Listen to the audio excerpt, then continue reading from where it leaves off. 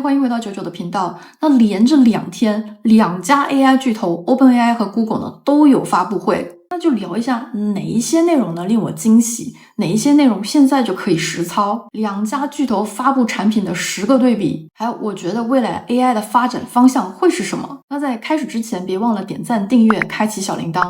插播一个30秒的公益小广告。自从我搬来沙巴之后呢，很多家长都在问我说，有没有一个夏令营可以让家长和学生都过来玩，顺便考察一下这边的学校。那其实西马那边有很多这样子的夏令营啊，沙巴这边是之前完全没有，现在有了，是由沙巴艺术学院举办的首个沙巴研学游，可以参观沙巴博物馆、沙巴大学水族馆、燕窝文化馆、沙巴美术馆，还可以在海上享受休闲时光。如果你想去浮潜就去浮潜，还可以了解本地的民俗文化和历史，参观雅比建国读中和崇正中学，体验用英语上课。报名的看海报。前天 OpenAI 发布了 GPT-4o， 比 GPT Turbo 更快、更准、更便宜。GPT-4o 的 O 是 Omni， 全能的意思，而且免费开放给所有人。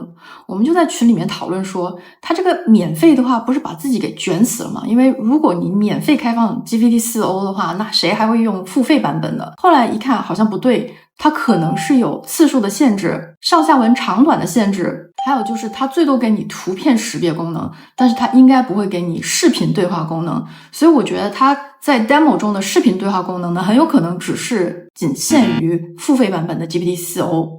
那昨天 Google I/O 大会发布了一个新的模型，就是 Gemini 1.5 模型，它的上下文长短，就是输入输出的长短加起来有多少呢？100万个 token。那100万个 token 变成书之后有多厚呢？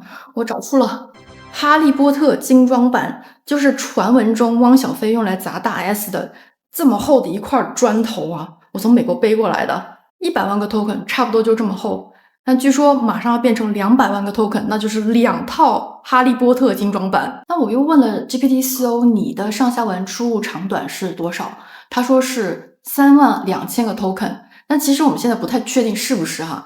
那有多厚呢？就是哈利波特最薄的那本书一半这么厚。那现在看样子 Google 在卷的呢，就是上下文的长短。那为什么要卷这么长的上下文呢？我想了想，就大概是在卷记忆力。但是 GPT-4 它本身就已经带了记忆力，那其实我也不知道 GPT-4 它的记忆力到底有多长，是半本书呢，还是哈利波特全册？知道的小伙伴请在下面留言。那我看完2个 AI 巨头的发布会之后呢，大概给大家梳理了 AI 现在发展的10个方向。那在这10个方向，他们在卷长度、速度、精准度和安全度。那第一个卷的方向就是大语言模型。那文本这方面呢，其实已经卷得差不多了。现在胜出的是谁呢？是一个黑马。GPT-4o Gemini 其实都没它厉害，它是谁呢？就是 Claude 3。这不是我一个人说的哈，这是所有的只要用过这3个大语言模型的小伙伴呢，都觉得 Claude 3它在精准度方面呢是远超于其他的几个模型。还有群里的小伙伴呢排了个顺序， Claude 3大于 GPT-4o 大于 GPT-4 大于 GPT-3.5 大于 Gemini。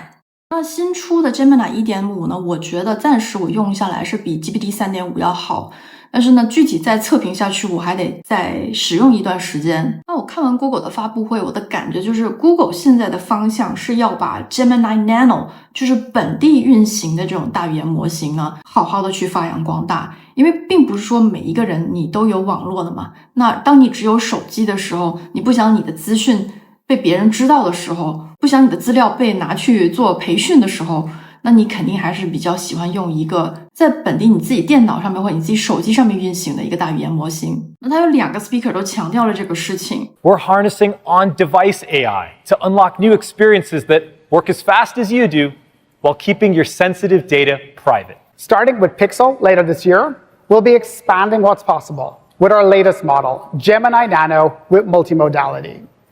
This means your phone can understand the world the way you understand it.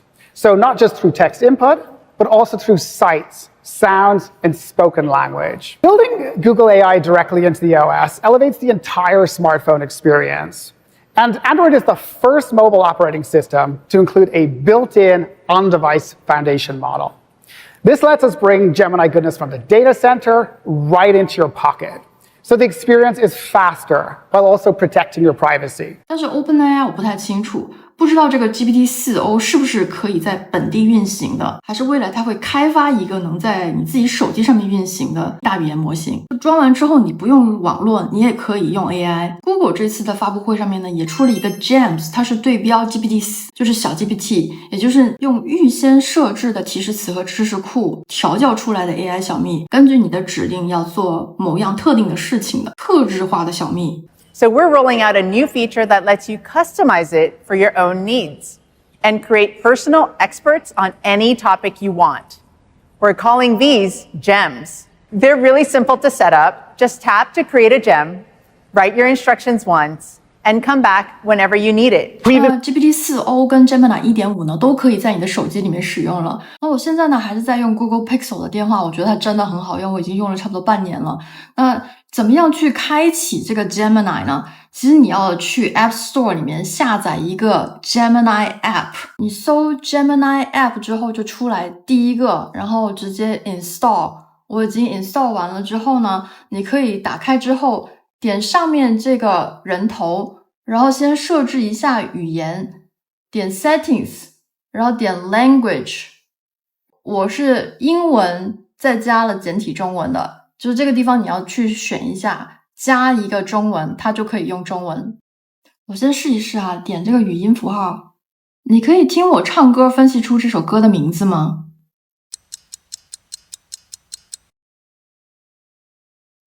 哎，出来了，就是稍微还是有一点点慢哈。我可以通过以下方式帮助您识别歌曲：哼唱或吹口哨。您可以尝试哼唱或吹口哨歌曲的旋律，我会尽力根据您的哼唱或吹口哨来识别歌曲。描述歌词，您可以描述歌曲的歌词，我会根据您的描述来搜索匹配的歌曲。提供歌曲片段，如果您有歌曲片段，可以将其发送给我。小小姑娘清早起床，提着裤裆上茅房，茅房有人不敢进去，哗啦啦啊一裤裆。这首是什么歌？ This is a popular Chinese children's song titled Xiao Xiao Gu Niang, Qing Zhao Qi Chuang, Ti Qi Ku Zi, Sheng Mao Fang, Xiao Xiao Ganyang, Qing Zhao Kichang, Tiki Ku Zi, Sheng Mao Fang. It is a catchy and fun song that describes the daily routine of a young girl. The song's lyrics are simple and repetitive, making it easy for children to learn and sing along. The song is often used in Chinese preschools and kindergartens to teach children about basic hygiene and toileting habits. It is also a popular choice for children's parties and other gatherings. Here is the full lyrics of the song. 小小姑娘，清早起床，提起裤子，上茅房。茅房有人不敢进去，哗啦啦一裤裆。那下载了 Gemini App 之后呢，我就直接把它换到了我的 Google Assistant， 长按 Power 开关，出来的就是 Gemini 1.5 了。现在是直接就把我说的话全部都转录成了文字。我打开我的 ChatGPT 的手机 App， 然后再点这个 ChatGPT 4的时候呢，它就出来3个选择，有 GPT-4o、GPT-4 跟 GPT-3.5。那我现在可以随时切换，已经可以实时跟 GPT-4o 对话了。其实我觉得厉害的就是 GPT-4o 它是用更小的模型实现了多模态，而且呢，它的识别能力比 GPT-4 还要强，对话的速度非常的快。最快的速度是232毫秒，平均速度是320毫秒，就跟人类对话反应的速度是差不多了。 So what kind of emotions do you think I'm feeling? It seems like I'm looking at a picture of a wooden surface. Oh, you know what? That was the thing I sent you before. Don't worry, I'm not actually a table. Okay, so take another look. That makes more sense. There we go. It looks like you're feeling pretty happy and cheerful, with a big smile and maybe even a touch of excitement. Whatever's going on, it seems like you're in a great mood. Care to share the source of those good vibes? Yeah, no, the reason I'm in a really good mood is because we were doing a presentation showcasing how useful and amazing you are. Oh, stop it. You're making me blush. 而且它能够识别你的表情，感觉它真的是能够感应到你的心情。而且它说话的时候呢，这个声音更加的真实，还带一些搞笑。那第二个大方向呢，就是 AI 图片。AI 图片又分成了2个，一个是画画，另外一个是认图。画画就不用说了，文本生成图片。那之前大火的 Midjourney、Stable Diffusion、Leonardo、Leogram 全都是这个赛道，已经卷得差不多了。那 Google 这时候呢，才稍微追赶上这个DALL-E 3，它现在能够把文字放到你想要画的图里面，你可以用文本生成了。但是在认图这方面呢 ，Google 一直都是认图的大佬。就之前 ChatGPT 它对手写中文是完全一知半解的时候呢 ，Google 就已经能够很清楚的识别手写中文了。GPT-4o 它是在中文的手写理解方面又进了一个层次，在上面写为什么努力，然后交给 GPT-4 识别的就是有什么好，但是如果交给 GPT-4o 呢，它就识别出了为什么努力。所以 OpenAI 现在是慢慢在追赶 Google 的图片识别功能。那第3个方向呢，就是大家都在卷的，就是 AI 视频生成视频，文本生成视频。就比如说现在 Google 刚刚出的这个 Veo， 它对标的就是前段时间大火的 Sora。 Today, I'm excited to announce our newest, most capable generative video model called Veo. Veo creates high-quality 1080p videos from text, image, and video prompts. It can capture the details of your instructions in different visual and cinematic styles. You can prompt for things like aerial shots of a landscape or a time-lapse, and further edit your videos using additional prompts. You can use Veo in our new experimental tool called VideoFX. We're exploring features like storyboarding and generating longer scenes. Veo gives you unprecedented creative control. Core technology is Google DeepMind's generative video model that has been trained to convert input text into output video. It looks good. We are able to bring ideas to life that were otherwise not possible. We can visualize things on a timescale that's 10 or 100 times faster than before. 但是 Sora 到现在都还没出来啊，不知道它最近会不会有任何的新的消息，但看样子这个是有一些难度的。那第2个就是视频识别，而且是实时的视频识别，就好像我在跟你讲话的时候，你能看到所有的内容一样，好像这个 AI 是完全理解它所看到的内容的。那现在呢，2个巨头都很厉害，这次 Google 在 I/O 大会上面的 demo 呢是 live 的。 Why will this not stay in place?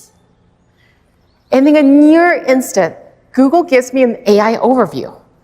I get some reasons this might be happening and steps I can take to troubleshoot. So looks like first, this is called a toner. Very helpful.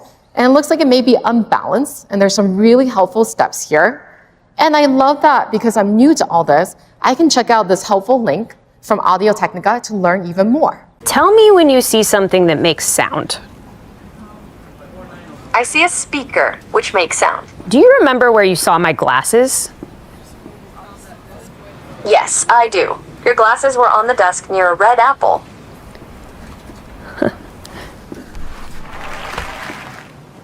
What can I add here to make this system faster?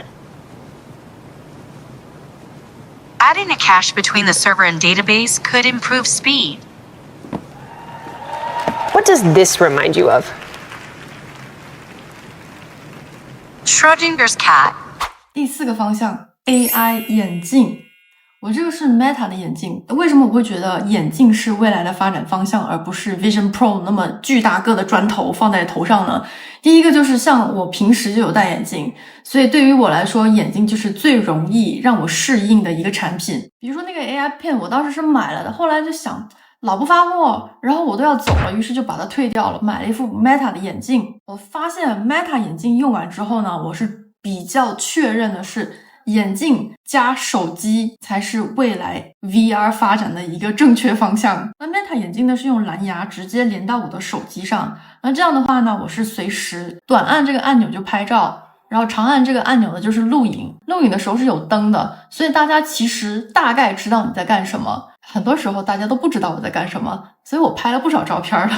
拍完之后呢，就按一下，它就会把这个影片存到你的眼镜里面。这个眼镜本身也有存储的功能的，但是它电力不是特别的足哈，一直用它的话，大概也就用个4个小时左右，它就会死掉。但是呢，对于我来说，比起那个 Vision Pro 那么大一块砖头呢，我觉得它是可行的 VR 的一个解决方案。那这个眼镜也是可以呼唤 AI 的，那它是连到我的手机上面，我怎么样启动它呢？说 Hey Meta， 它就会咚一下，只有我听到，因为它的这个 speaker 是在我耳的后面耳骨这个位置的。我用完 Meta 眼镜之后，我是觉得这个是我未来应该会用的产品，但它也有缺点，因为现在它录影出来的话不是16:9，我是做油管的话其实很不方便，而且它没办法改。如果它能改成16:9的这个长宽比的话，我应该是会天天都去用它的。Google Glass 虽然经历了这么多次的起伏啊，它初次发布是2012年，结果2015年呢就被叫停。为什么被叫停呢？是私隐性的问题，而且价格昂贵。那后来2017年呢，它又发布了一个 Google Glass Enterprise Edition，这个是专门用于工业和医疗还有物流等行业。那在2019年呢，它才再度重启，一直到今天。那我觉得它是一个对的产品，但是发布的太早了，所以我觉得它这个解决方案是对的，只不过当时的图片识别功能跟视频识别功能都没有达到今天 AI 的水平。那到第5个卷的方向就是 AI 搜索。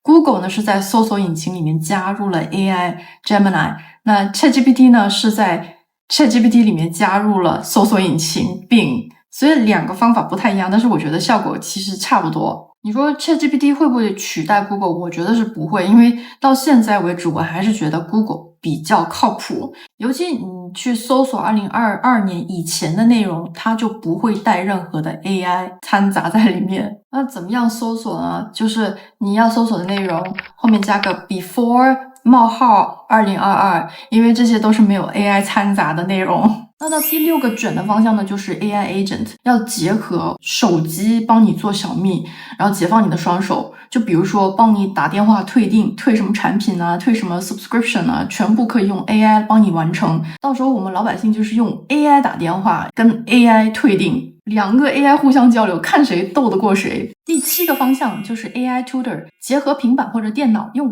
AI 做你的补习老师。那现在由于2家巨头的这个视频功能都还没有出来，我根本没办法测试，所以以后我可能要专门做一集专门讲这个 AI Tutor。其实像我的话就真的非常需要，包括马来文，可能我自己都需要一个 AI Tutor 来帮我。第8个呢就是 AI 落地，具体到各个人的工作流里面，就比如说用 AI 转录之后呢记录下来。我觉得这方面呢 Google 是压倒性的胜利，因为有 Gmail， 现在我其实很多东西啊，我想不起来的话，我都是搜索我的 Gmail， 只要有 email 邮件往来的话呢，那我都是在里面搜索。就比如说很多收据都是信用卡公司或者是你付款的那个公司直接发到你的邮箱里面的，那这个时候你就可以直接点它，然后让 AI 来帮你整理你所有的收据。 It's got a PDF that's an attachment from a hotel as a receipt, and I see a suggestion in the side panel. Help me organize and track my receipts.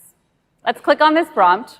There's 2 steps here. Step 1, create a Drive folder and put this receipt and 37 others it's found into that folder. Step 2, extract the relevant information from those receipts in that folder into a new spreadsheet. Now this sounds useful. Why not? So let's take a look.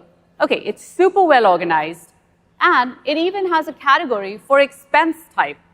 Now, we have this sheet. Things can get even more fun. We can ask Gemini questions. Questions like, show me where the money is spent. Gemini not only analyzes the data from the sheet, but also creates a nice visual to help me see the complete breakdown by category.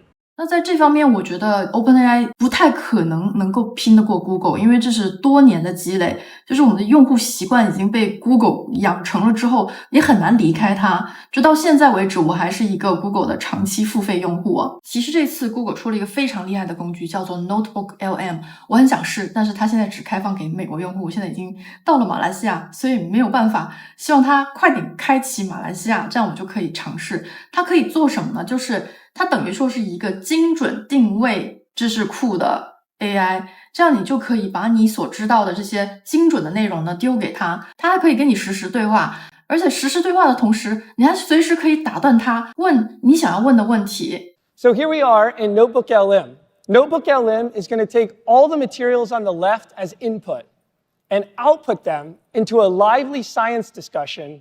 Let's take a listen. So let's dive into physics. What's on deck for today? Well, we're starting with the basics. Force and motion. Okay. And that, of course, means we have to talk about Sir Isaac Newton and his 3 laws of motion. Ah, yes, the foundation for understanding how objects move and interact. Ah, yes, this is where multimodal really shines. Now, it generated this audio discussion based on that text material. And what's amazing is that my son and I can join into the conversation and steer it whichever direction we want. When I tap join. Hold on, we have a question. What's up, Josh? Yeah, can you give my son Jimmy a basketball example? Hey, Jimmy! That's a fantastic idea. Basketball is actually a great way to visualize force and motion. Let's break it down. Okay, so first, imagine a basketball just sitting there on the court. It's not moving, right? That's because all the forces acting on it are balanced. The downward pull of gravity. Pretty cool, right? Now, what's interesting is under the hood, you saw that Jim and I had used some of the concepts of gravity, Sir Isaac Newton, but nothing in there was about basketball.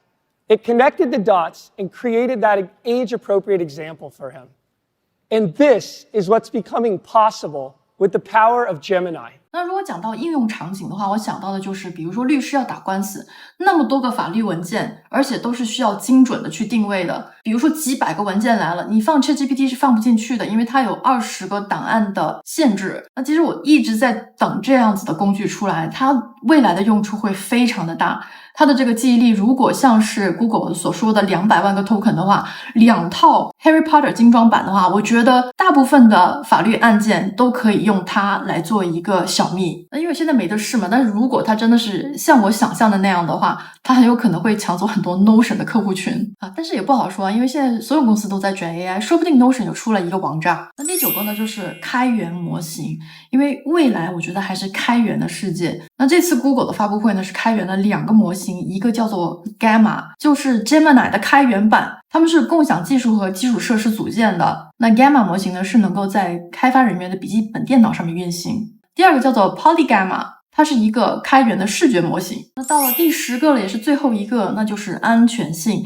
那模型的安全性不好说，我们也不知道未来，就算你叫技术人员去说这大模型能不能安全，人家也不一定能够给你做这个担保。那有一样东西现在就可以看到的，就是大语言模型可以帮你过滤诈骗电话。那这就是 Google 现在正在做的事情，而且我觉得非常的有用啊。 Let's say I get rudely interrupted by an unknown caller right in the middle of my presentation. Hello? Hi, I'm calling from SafeMore Bank Security Department. Am I speaking to Dave? Yeah, this is Dave. Kind of in the middle of something. We've detected some suspicious activity on your account. I can't give you specifics over the phone, but to protect your account, I'm going to help you transfer your money to a secure account we've set up for you. And look at this. My phone gives me a warning that this call might be a scam. Gemini Nano alerts me the second it detects suspicious activity, like a bank asking me to move my money to keep it safe.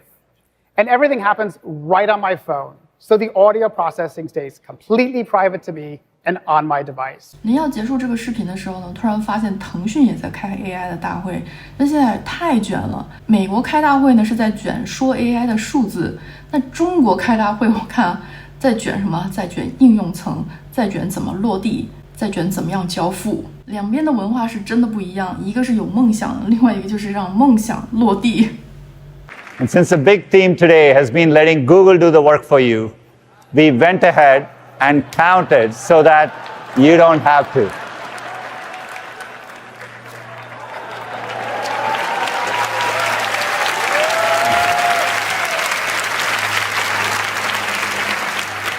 That might be a record in how many times someone has said AI.